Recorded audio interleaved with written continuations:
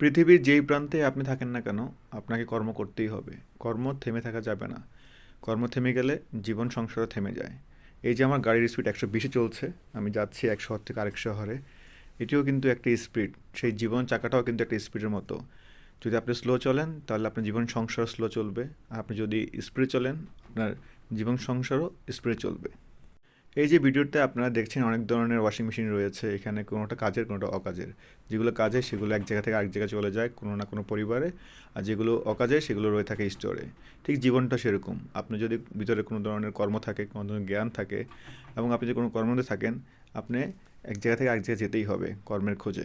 আমি অবশ্য কর্মের খোঁজে এক শহর থেকে আরেক শহর যাচ্ছি না, আমি যাচ্ছি আমার এক বন্ধুর নিমন্ত্রণে। সে থাকে হচ্ছে গিয়ে সৌদি দাম্মামে।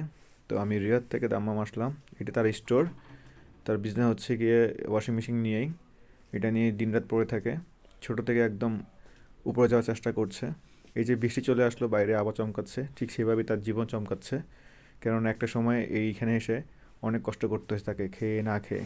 আজকে আলহামদুলিল্লাহ সে একটু একটু করে উপরের দিকে যাচ্ছে। তার জন্য সবাই দোয়া করবেন যাতে করে তার বিজনেসটি দিনকে দিন আরও উপরের দিকে যায়।